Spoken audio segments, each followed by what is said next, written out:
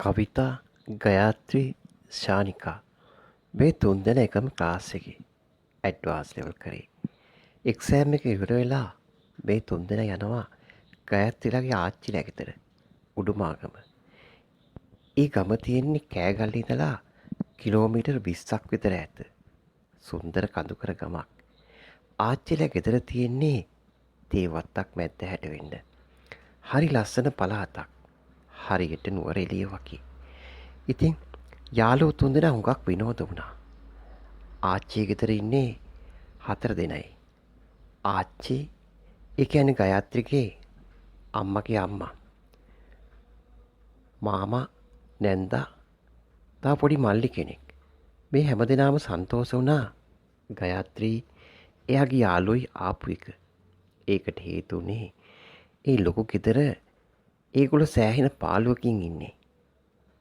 මල්ලි නම් ගොඩක් සන්තෝෂ වුණේ සෙල්ලම් කරන්න අක්කලා තුන්දෙනෙක්ම හම්බෙච්ච හන්දා. කෙල්ලන්ට නම් කොල්ල කරදරයක් වුණා.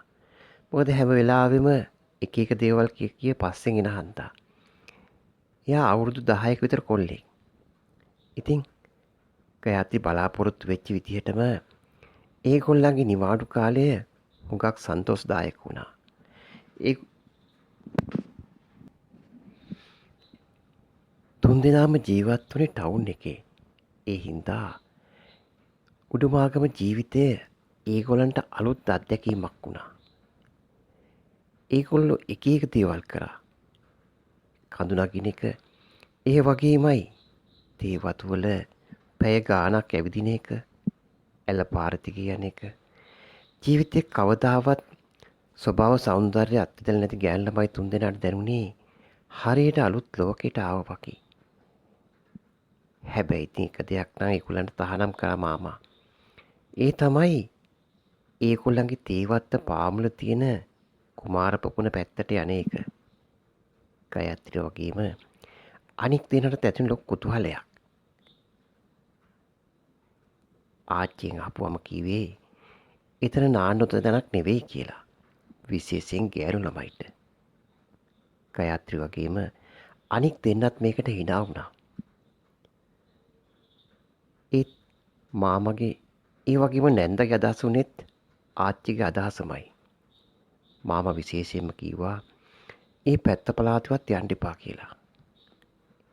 ඒ වුණාට ගයත්‍රිට වගේම අනිත් දෙනාටත් ඕනේ වුණේ කුමාරපොකුණ බලන්න යන්න. අඩුම ගානේ ඒක කොහෙද තියෙන්නේ කියලාවත් බලා ගන්න. ගෙදර අය ඒකට යන්න එපා කියපු හන්දා ඒගොල්ලන්ගේ කුතුහලය තවත් වැඩි වුණා. අනේ අක්කේ මට නම් බෑ ඔය පැත්ත පළාතෙවත් එන්න. ඒ හරිය හොල්මන් තියනවලු. කළු කුමාරයා ඉන්නවලු. පුංචි මල්ලි එහෙම කීවේ ගයත්‍රි යාගෙන ඒ ගැන විස්තර ඇහුවට පස්සේ. ඊට එහා දෙයක් කියන්නේ එයා දැනගෙන හිටියේ නෑ. ඒ වගේමයි පොකුණට යන කතා කරට පස්සේ ඒ මල්ලි පස්ස ගැහුවා. මාමටයි නැන්දටයි කියයි කියලා බයට ගයත්‍රි බොරුවක් කියලා යව රැවැට්ටුවා. ඒත් කෙල්ල තුන්දෙනාට ඕනේ වුණේ එදා ගිහිල්ලා කුමාරපොකුණ බලන්න. ගෙදර අය ඒගොල්ලන්ට එහි යන එක තහනම් කරපු හන්දා කෙල්ල තුන්දෙනාට දැනුනේ ඒකේ මොනවා හරි අමුතු ලස්සනක් ඇති කියලා. කෙල්ල තුන්දෙනාම හොල්මන් අවතාර විශ්වාස කරේ නෑ. මේ උඹලගේ ආච්චිලා මාමලා තවම ඉන්නේ ගල් යුගේනේ බං. හොල්මන් අවතාර ප්‍රේත පිසාච හප්පච්චී බං. කවිෂා එහෙම කිව්වේ ඒගොල්ලෝ තුන්දෙනා විතරක් තනි වෙච්ච වෙලාවක. එදා තවල් ඒගොල්ලෝ සැලසුම් කරලා තිබුණා කුමාරපොකුණ බලන්න යන්න. ඒ වගේමයි කාටත් හොරෙන් නාන්න ඕනේ කරන තුවා නම්ම නම් ඒ ටිකත් ඒගොල්ලෝ හොරෙන්ම පැක් කරගත්තා. ඒගොල්ලන්ගේ වෙලාවට චූටි මල්ලි එදා පන්තියට ගිහිල්ලා. එහෙනම් දුවේ ඇවිදලා එන්නකෝ. අද කොහෙද යන්නේ? මාම ඇහුවේ එළියට ඇවිල්ලා. ඒගොල්ලන්ගේ කුමාරපොකුණ ගැන විශේෂ උනන්දුවක් තියෙන බව එයා දැනගෙන හිටියා. එයා එළියට ඇවිල්ලා ඇහුවෙත් ඒකම තමයි. අද යනවා මාමේ උරකන්ද පැත්ත බලන්න. ඒ හරි පොඩ්ඩක් ඇවිදලා එනවා. කන්දුරටම යන්න බෑ. ගයත්‍රි එහෙම කීවේ එයා කලින් සූදානම් කරගෙන හිටපු බොරුවක්. උරකන්ද කියන්නේ ඒගොල්ලන්ගේ තීවත්ත කෙළවරේ තියෙන ලොකු කන්දක්.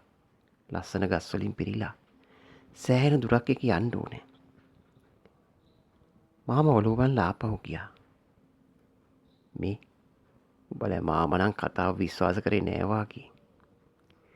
ශානිකා එහෙම කිව්වේ ආපිට හැල්ලක් ඇතුළට යන මාම දිහා බලලා. තවත් විනාඩි කිහිපයකින් කෙල්ල තුන්දෙනා ගිහින් එළියට බැස්සා. තුන්දෙනාගේම පිටේ ඒගොල්ලන්ගේ මලු එල්ලෙනවා.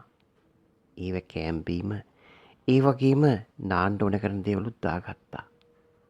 ආච්චිවත් කවුරුවත් ඒක දැක්කේ නෑ. තවත් පැයකින් විතර ඒගොල්ලන්ට පුළුවන් වුණා උරකන්ද පාරේ ගිහිල්ලා කුමාර පොකුණ පැත්තට යන්න. කුමාර පොකුණට යන පාර වැටිලා තියෙන්නේ ගයාත්‍රිගේ ආච්චිගේ වත්ත කෙළවරින්. එතන ඉඳලා හැතැම්ම කාලක් විතර යන්න ඕනේ කියලා තමයි මල්ලි කිව්වේ. ඒ පාරට ගියාට පස්සේ යාළුවෝ තුන්දෙනාටම තේරුණා සෑහෙන කාලෙකින් ඒ පාරේ කවුරුවත් ගිහිල්ලා නැහැ කියලා. ඒකට හේතු උනේ තැන තැන වැටිලා තිබ්බ දි รา පත් වෙච්ච අතු කෑලි. කෙනෙක් ගියා නම් ඒවා කැඩෙනවා. එහෙම නැත්නම් අයින් වෙනවා. ඒ වගේමයි පාර පුරාම වල් වැවිලා. මේ මට නම් ටිකක් අවුල් වගේ. සෑහෙන කාලෙකින් මිනිස්සු මේක පාවිච්චි කරලා නේ. මොකද කියන්නේ? ආපහු යන්ද? ශානිකා එහෙම කිව්වේ එයාට ටිකක් අවුලක් දැනෙච්ච හන්දා. ඒ වගේමයි ඒ හරියේ ගස් කොම්මන හුඟක් වැඩි. එතකොට වෙලාව 9:00 විතර වුණත් හරියට 4:05 වගේ ඒ හරිය ඇතුළත. ගයත්‍රිගේවත් කවිහිෂගේවත් ආපහු යන්න කිසිම අදහසක් තිබ්බේ නැහැ. ඒ වෙනුවට ඒ දෙන්නට ඕන වුණේ පුළුවන් තරම් ඉක්මනට කුමාර පොකුණ බලන්න යන්න. මේ පිස්සු නැතුව හිට හම්බා. ඊයේ රෑ ඉඳන් සෙට් වෙලා ඇවිල්ලා දැන් ඔබ කියන්නේ ආපහු යන්නද? උඹත් බය වුණාද අපේ ආච්චිලා හැම වගේ? ගයත්‍රිය කිසිම උත්තරයක් දෙන්න කවිෂ ගියේ නැහැ. තුන්දෙනාම තවත් ටික දුරක් ඒ පාර දිගේ පාලට ගියා. හැබැයි ටික දුරක් යනකොට පාර ටිකක් පළල් වෙනවා. ඒ වගේම ඒ හරිය එච්චර අවුලක් නැහැ. කවිෂා වගේම අනික් දෙන්නගෙත් කුතුහලය වැඩි වුණේ පුළුවන් තරම් ඉක්මනට එතෙන්ට යන්න ඕනේ හන්තා. ඒ පාර දිගේ ගෙදරයි කියපු විදියට හැතැම්ම කාලක් විතර ගියා. ශානිකාට ලොකු බයක් ඇති වුණේ දිගටම ඇහිච්ච රැහැයියගේ සද්දය හන්දා. ඒ වගේමයි පාර දෙපැත්තේ තියෙන කොම්මනේ එහා පැත්තෙන් එක එක සද්ද හරියට කැලෑ සතු දඟලනවා වගේ. එයා බයෙන් වටපිට බැලුවත් අර දෙන්නට නම් ගාණක්වත් නැහැ. ගයත්‍රිටයි කවිෂටයි ඕන වුණේ පුළුවන් තරම් ඉක්මනට කුමාර පොකුණ බලන්න යන්න. තවත් වැඩි දුරක් යන්න සිද්ධ වුණේ නැහැ. ඒගොල්ලෝ එක පාරටම කුමාර පොකුණ ඉස්සරහම නැවතුණා. ඒ පාර කෙළවර වෙන්නේ කුමාර පොකුණ ළඟින්. තුන්දෙනාටම දැනුනේ Taman කුමාර පොකුණ ගැන හිතාගෙන හිටපු දේ හාත්පසින් වෙනස් බව. කුපුක් ගස් වලින් වට වෙච්චි ලොකු පොකුණක්, නිල්ම නිල් පාට වතුර. හරිම කළුවර ගතියක්. ඒ වුණාට ඒ පරිසරයත් එක්ක ඒ පොකුණට දීලා තියෙන්නේ පුදුම ලස්සනක්. ශානිකත් ඒ දිහා බලාගෙන හිටියා හරි ආශාවෙන්. නිල් පාට වතුර. ඒ වගේමයි අවුරුදු 100 ගාණක් පරණ කුබුක් ගස්. ඒ වගේම වට වෙලා. හැබැයි ඉතින් කොළ වැටිලා පොකුණේ ඉවුර මඩ වෙලා කළු පාටයි. තැන් තැන්වල ඕල් නෙළුම් වගේ මල් පිපිලා. ඇත්තටම ලස්සනයි. ශානිකාගේ හිතට ඇති ලොකු සන්තෝෂයක්. ඒ වෙනකොට ගයාත්‍රි වගේම කවිෂා පොකුණේ වතුර පාගනවා. ඒ දෙන්න වතුරේ මූණ හොදනවා. ශානිකා අක්කමැත්තෙන් උනත් කියලා වතුරට බැස්සා. අයිස් වගේ සීතල. ශානිකා විගහට ගොඩට ආවා. මේ මාර තැනක්නේ. කවුද මේ වගේ තැනකට එන්න අකමැති? පිස්සු තමයි බං. මේවා තමා දිව්‍ය ලෝක කියන්නේ. කොහොමද මේක නාගත්තොත්? ගයත්‍රි කතා කරේ හරි ආසාවෙන්. කවිසත් හිටියේ ඒ වගේම සන්තෝෂයෙන්. සානිකාට එකපාරටම අමුත්තක් දැනුණා. එයා අපිට හැල්ල බැලුවේ හරියට කවුරු හරි කෙනෙක් පිටිපස්සෙන් එනවා වගේ එයාට පෙනිච්ච හන්දා. එයා කලබල වෙනා දැකපු ගයත්‍රි ආයිත් එයා පැත්තට හැරුණා. මොකද බං? හොරෙක් වගේම දඟලන්නේ? බැහැපන්කෝ වතුර ටිකකට. කොහොමද කියලා බලපන්කෝ වතුර ටික අයිස් වගේ. නාම ගයත්‍රිගේ යෝජනාවට කවිස එකපාරටම කැමති වුණා. තවත් තප්පර කීපයක් යනකොට කෙල්ලෝ දෙන්නා ඇඳුම් මාරු කරන්න පටන් ගත්තා. කවිස බලාගෙන හිටියේ පුදුමයෙන් වගේ. මේ උඹලට පිස්සුද බං මේ උදේ පාන්දර නාන්න? වතුරේ දඟලන තමන්ගේ යාළුවෝ දෙන්න දිහා ශානිකා බලාගෙන හිටිය ටිකක් තරහින්. එක පාරටම මෙච්චර ඉක්මනට වතුරට බහැපෙක් ගැන එයාට ඇතිවුණේ කේන්තියක්. ඒත් එක්කම එයාට මතක් වුණේ ආච්චි වගේම ගෙදර කට්ටිය කියපු දේ ගැන. කුමාර පොකුණ පැත්ත පළාතේ යන්න එපා කියලා. ඒත් ඒ වෙනකොට කවිස වගේම ගයත්‍රි පොකුණේ මැදට එන්න ගිහිල්ලා. උන් දෙනා පිස්සුවෙන් වගේ දඟලනවා. මේ උඹ එන්නේ නැද්ද බං? මොකටද නාන්න රෙදි ගෙනාවේ? එන්නේ නැත්තම් උඹ හොඳයි අපේ ආච්චිලා ගෙදර තියලා යන්න. ගයත්‍රි එහෙම කීවේ ශානිකා හිටපු පැත්තට වතුර පාරක් කාලා. ශානිකා පැත්තකලා වතුර පාරෙන් බේරුණා. ඒත් එකම ශානිකා අපිට හැරුණේ ආයෙත් එයාට පිටිපස්සෙන් සද්දයක් ඇහිච්ච හන්දා. එයා හොඳට විපරම් කරලා බැලුවා. කවුරුවත් නැහැ. කුබුක්ගස් විතරයි. දැවැන්ත කුබුක්ගස් හරියට තමන් දිහා බලාගෙන යෝධයෝ වගේ කියලා එයාට හිතුණා. එයා ආයෙත් තමන්ගේ යාළුවෝ දිහාට හැරුණා. උන් දෙන්නා හොඳට වතුරේ නානවා, කිලෙනවා, පීනනවා. ශානිකා වේලාව බැලුවේ. එතකොට යාළුවෝ දෙන්න වතුරට බැහැලා පැය භාගයක් විතර ගත වෙච්ච හන්දා. සෑහෙන වෙලාවක්. මේ වරෙල්ලා යන්න දැන් ඇති. ගෙදරින් හොයන්න එන්නත් බැරි නෑ. ශානිකා එහෙම කිව්වේ එතන ඉන්න එක එච්චර හොඳ දෙයක් නෙවෙයි කියලා එයාට හිතිච්ච හන්දා. මේ මෙච්චර අමාරුවෙන් ආපු එකේ යන්න කියලාද උඹ කියන්නේ? පිස්සු නැතුව ඉඳහම් බං. පුළුවන් නම් ඔබත් වරින් නාගන්න. කවිසා එහෙම කිව්වේ වතුරේ කිලිලා දිගටම පීනන ගමන්. ඒ දෙන වතුරේ දඟලන විදියට ශානිකාට බය හිතුණා. මේ ඔය හරි කිලෙනවා ඇති බං. ඈතට යන්න එපා. ශානිකා එහෙම කිව්වත් යාළු දෙන්න ගානකට ගත්තේ නැහැ. තවත් මොහොතකින් තමයි ශානිකා නැගිටලා කෑ ගහන්න පටන් ගත්තේ. කවිස එයා දිහා බැලුවේ පුදුම වෙලා. අර බලපංකෝ අරකි කරන දේ. එතකොට තමයි කවිස දැක්කේ ගයත්‍රි පොකුණ මැදට යනවා. කොච්චර වෙලා පොකුණ දැඟලුවත් කවිස ඒ පැත්තට ගියේ නෑ. ඒ පැත්තේ වතුර තද නිල් පාටයි. එයා හොඳටම දැනගෙන හිටියේ හරි ගැඹුර වැඩි කියලා. එයා ඒක ගයත්‍රියත් කිව්වා. ගයත්‍රි මොකද බං ඔය කරන්නේ? කවිසා එහෙම කිව්වත් ගයත්‍රි ගානට ගන්න බව පෙවුන්නේ. ඒ වෙනකොට ඔයා දිගටම ඉස්සරහට යනවා. කවිස තව දෙපාරක් තුන් පාරක් කෑ ගැහුවත් ගයත්‍රි එක් ගානටවත් ගත්තේ නැහැ. ශානිකා නැගිටලා කෑ ගැහුවා. ඒ කවුරුවත් කියන දෙයක් ඇහෙන බවක් ගයත්‍රි පෙන්වුවේ නැහැ. මේකට මොකද වෙලා තියෙන්නේ? මේකට පිස්සුද? ඒ වෙනකොට යාළුවෝ දෙන්නම එයා දිහා බලාගෙන හිටියේ ගයත්‍රි අර ගැඹුරු මාරියට ගිය හන්දා. ඒ වෙනකොට යාගේ ඔළුවත් වැහෙන මට්ටමට වතුර. ඒත් එකම අත් දෙක උඩ දාලා ගයත්‍රි කෑ ගහගෙන යටට ගියා. ශානිකා වගේම කවිසත් කෑ ගහන්න පටන් ගත්තේ පිස්සුවෙන් වගේ. ඒ දෙන්නටම කරන්න කිසිම දෙයක් තිබ්බේ නැහැ. ශානිකාට නම් පීනන්න කිසිම විදියක් තිබ්බේ නැහැ. එයා පීනන්න දන්නෙත් නැහැ. කවිසට උනත් ඒ හරියට යන්න ලොකු බයක් දැනුණා. එයාත් හරියට පීනන්න දන්නේ නැහැ. ඒ තමන්ගේ යාළුවා නිසා කවිසා ඒ පැත්තට ගියා. එයාට දැනුනේ ටිකෙන් ටික කැඹුර වැඩි වෙනවා. ඒ වගේම වතුරේ සීතලත් වැඩි වෙනවා. ඒත් එක්කම තමන් වතුරේ පහළට ඇදගෙන යනවා වගේ එයාට දැනුණා. යන්තම් ජපි ගහලා උඩට ආපු කවීෂා බයෙන් ඇස් බැරලා බැලුවේ තමන්ගේ යාළුවා ගිලිච්ච හරිය. ලකුණක්වත් නැහැ. ඒ වෙනුවට ඒ හරියෙන් බුබුලු දානවා. කවීෂට ඇතිවුණු ලොකු බයක්. ඒත් එකම කවිෂට දැනුනේ ආයෙත් එයා වතුරට ඇදිලා යනවා. එයාට බය හිතුණා.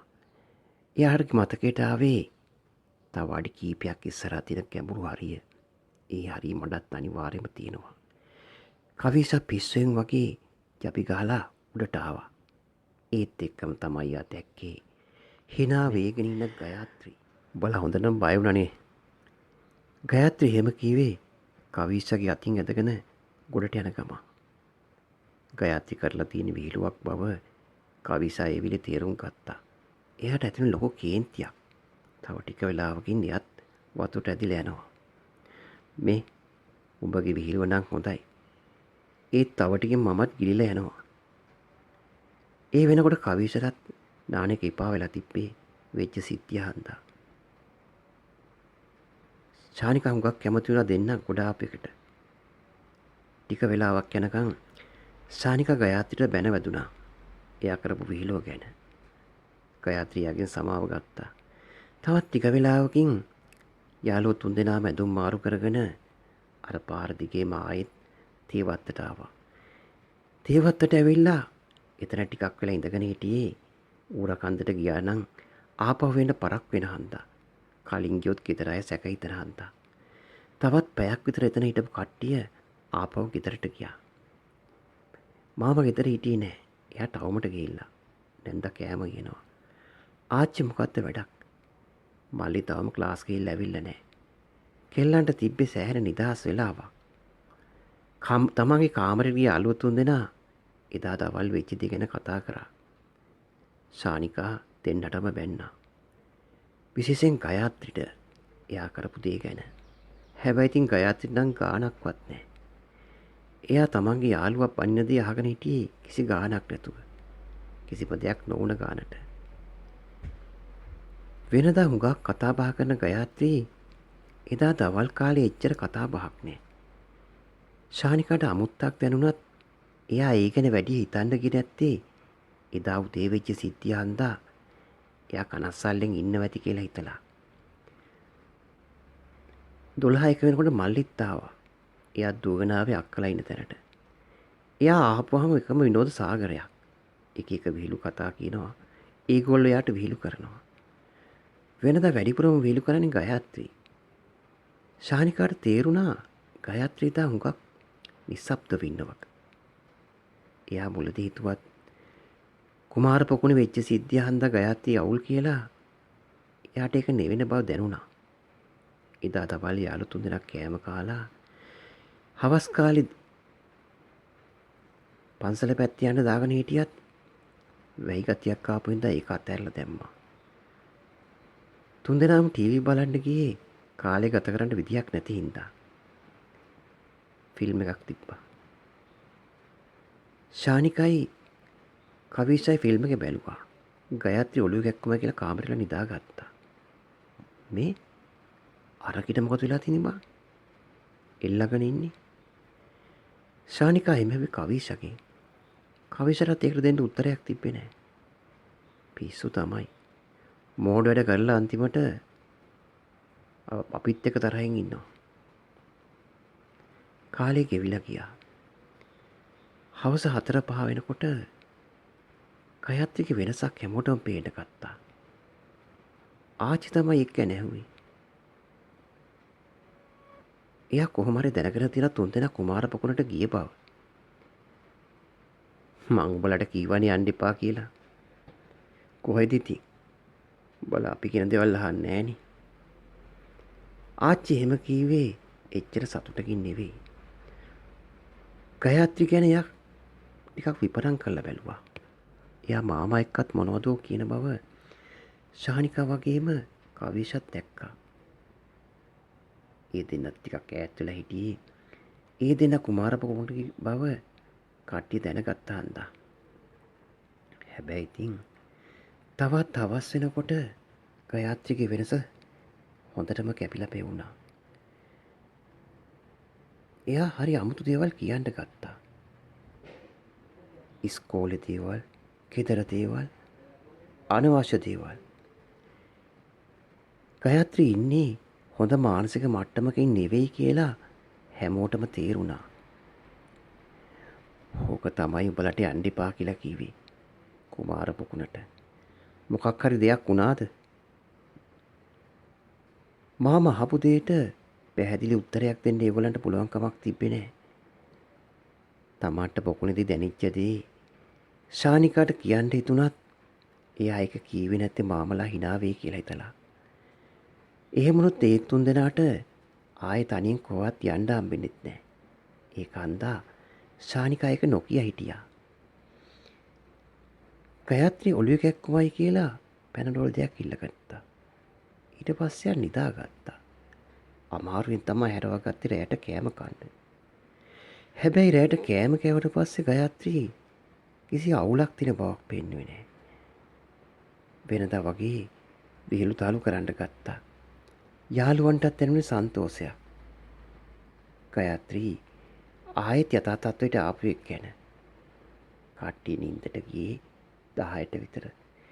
එදා දවල් පොකුණේ ගිහිල්ලා ටිකක් මහන්සි වෙච්ච හන්දා කවිෂටත් කලින්ම නිින්ද ගියා.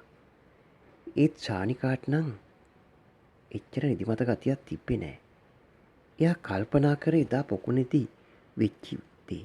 ඒ වගේමයි ගයාත්‍රිගේ අමුතු හැසිරීම. හවස් කාලේ පිස්සු කෙලලා එකපාරටම රෑ වෙනකොට එයා ඕකේ වෙච්ච එක ගැන එයාට ඇතිවෙන ලොකු සැකයක්. එයා හොරෙන් ඇස්සල්ලා බැලුවා එහා පැත්තේ නිදන ගයාත්‍රි දිහා. ගයාත්‍රි කිසිම හැලහොල්මනක් නැහැ. ඔල්වේ ඉඳන් පොරවගෙන. ශානිකාට අවුලක් වුණේ එයා කවදාවත් එහෙම නිදාගන්න නැති හන්දා. එයා කවදාවත් ඒ විදිහට පොරවගෙන ඉන්නේ නැහැ. කාමරේ ලයිට් එක ඩිම් කරලා තිබ්බේ. 11 හමාර වාගේ වෙනකොට ලයිට් ගියා. ශානිකාට නැගිටලා ලෑම්ප් එක පත්තු කරන්න හිතුණත් එයා එහෙම නොකරේ කම්මැලි හන්දා. එයාට නිින්ද යගෙන වාගේ ආවා. එතකොට තමයි යට සද්දයක් ඇහුනේ ගයාත්‍රි නිදාගෙන ඉන්න පැත්තෙන්. එයා හොරෙන් ඇස්සල්ලා බලාගෙන හිටියා. ගයාත්‍රි හිමීට එයාගේ බෙඩ් සීට් එක අයින් කරනවා. ඒ විදිහෙම එයාට තේරුණා ගයාත්‍රි නිදාගෙන නෙවෙයි හිටියේ කියලා. එයාට ලොකු බයක් ඇති වුණා. ශානිකා ගල් ගහිලා බලාගෙන හිටියේ හිමීට බෙඩ් සීට් එක අයින් කරපු ගයාත්‍රි නැගිටිනවා. එයා හිම නැගිටලා කිසිම ඇහිල්ලක් පැහිල්ලක් නැතුව ගියේ දොර දිහාට. දොර බාගෙට ඇරලා තිබ්බේ. එයා දොරෙන් එළියට ගියා. ශානිකාට කෑ ගහන්න ඕනේ වුණත් වචනයක්වත් කතා කරන්න පුළුවන් තත්ත්වයක නෙවෙයි එයා හිටියේ. අඩුම ගානේ ඇඟිල්ලක්වත් හොලවන්න බෑ. එයා කල් ගැහිලා වගේ. එයාට හිතා ගන්න බැරි නෑට මොකක්ද උනේ කියලා. ඊට පස්සේ අමාරුවෙන් ශානිකා නැගිට්ටා. ශානිකා නැගිටලා එකපාරටම කරේ ලෑම්ප් එක පත්තු කරන එක. එයා හිතුවේ ගයාත්‍රි වොෂ්රූම් යන්න ඇති කියලා. වොෂ්රූම් එක තිබ්බේ කාමර දෙකක් එහායින්. එයා විනාඩි කීපයක් බලාගෙන හිටියා. නැති හන්දා එයා වොෂ්රූම් එක පැත්තට ගියා. පට්ට කලුවර. ගයත්‍රි වොෂ්රූම් ගියා නම් අනිවාර්යෙන් වොෂ්රූම් එකේ දොර ඇරලා තියෙන්න ඕනේ. එහෙම නැත්නම් ලයිට් එක දාලා තියෙන්න ඕනේ. ඊ මොකවත් නැහැ. ශානිකා විගහට දොර දිහා බැලුවා. ඉස්සරහා දොර දිහා. පාලිය වාගේ ඇරිලා. එයාට හිතා ගන්න පුළුවන් වුණා. ගයත්‍රි එළියට ගිහිල්ලා. ඒත් ගයත්‍රි කොහෙ යන්නද? ගෙදර අයට කියන්න හිතුවත් එක පාරටම යයි ඇහැරවන්න බය හිතුණා. ඒත් වෙන දෙයක් වෙන්න කියලා ශානිකා කතා කර ආච්චිට. ආච්චිට ළඟම තිබ්බ කාමරේ. අමාරුවෙන් ආච්චි හැරව ගත්තා. ශානිකා ගොතක ගහ ආච්චිට වෙච්ච සිද්ධිය කිව්වා. තවත් අප්පර ගානකින් ගෙදර කට්ටිය ඔක්කොම හැරුණා. මාමා එළියට ගිහිල්ලා වටපිටාව හොයන්න පටන් ගත්තා. මේ මං ඔබට කීවනිස් ආච්චි මාමට මොකක්ද දෙයක් කීවා. එමර්ජන්සි ලෑම්පයක් ගත්ත මාමා නගපාත ගෙවල් කීපයකට ගියා. මාමා දුවගෙන ගියේ පිස්සුවෙන් වගේ. ආච්චි වගේම නැන්දා හැමෝම කලබල වුණා. ශානිකාට වගේම කවිෂට තේරුම් ගන්න පුළුවන් වුණා ලොකු අවුලක් කියන එක. ඒගොල්ලන්ට හිතා ගන්න පුළුවන් වුණා ගායත්‍රි කොහාටද ගියේ කියන එක. ඕකෙන් නෑවොත් මොකක් හරි වින්නැහියක් වෙනවා. ඒකනේ මම ඔබලට කීවේ. ආච්චි එහෙම කිව්වේ ටිකක් කේන්තියෙන්. ඒ වෙනකොට ඒ දෙන්නත් ලෑස්ති වෙලා. පස් දිනාම පිටත් උනේ ගෙදර තියෙන ටෝච් කීපයක් අරගෙන. ආච්චි වගේම නැන්දා හුඟක් කලබල වෙලා. මේ මොකක් හරි අවුලක් වෙන්න යනවා. ශානිකා එහෙම කිව්වේ ඒ වෙලාවේ හුඟ උන්ටම බයලා හිටපු කවීෂට. ඒ වෙනකොට මාමා 4-5 දෙනෙක් එක්ක කුමාර පොකුණ පැත්තට ගිහිල්ලා සෑහෙන දුරක් තියෙන හන්දා ඒගොල්ලෝ ගිහිල්ලා තින්නේ හරි වේගෙන්. මේගොල්ලන්ට එච්චර වේගෙන් යන්න බැරි වුණා. කොහොම හරි පැය භාගයක් විතර යනකොට ඒගොල්ලන්ට පුළුවන් වුණා කුමාර පොකුණට යන්න.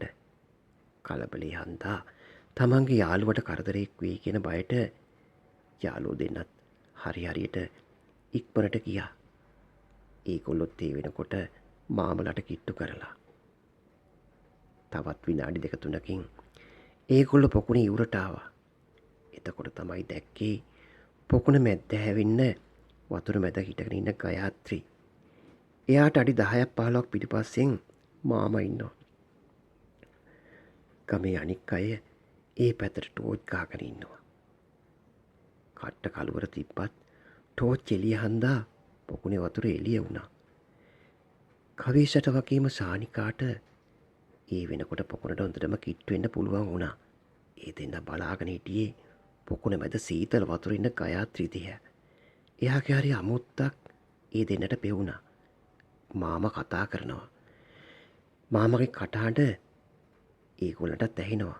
ඒත් ගයාත්‍රි ඉන්නේ කිසිම දෙයක් නෑහිච්ච ගානට. එයා මොකද්ද දිහා බලාගෙන ඉන්නවා. හැමෝම බලාගෙන හිටියේ ගයාත්‍රි බලාගෙන ඉන්න දිහා. මාමා කිට්ටු කරනවා.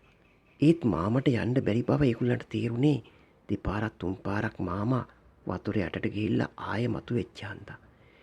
මාමා පුරුදුකාරයෙක් වුණාට මාමත් ඒ හරියට යන්න බැරි බව ඒගොල්ලන්ට තේරුණා.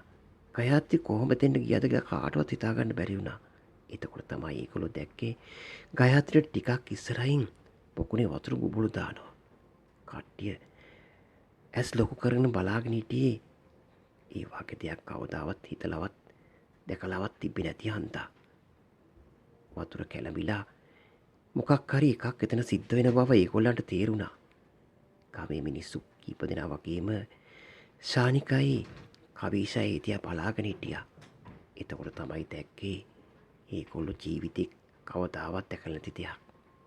ඒ වතුර කැළඹිල්ල අස්සෙන් මිනිස්සෙක් මතුවුණා.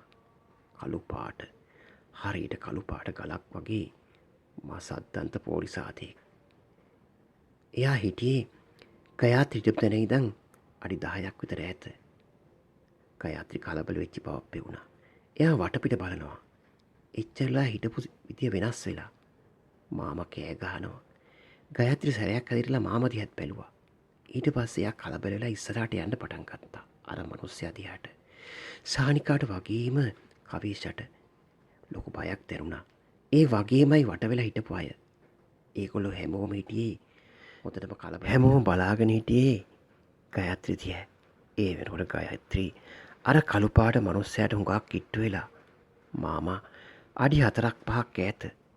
ඒත් එක්කම ඒගොල්ලන්ට තේරුම් ගියා මාමා වතුර යටට යනවා. හැමෝටම දැනුණු ලොකු බයක්.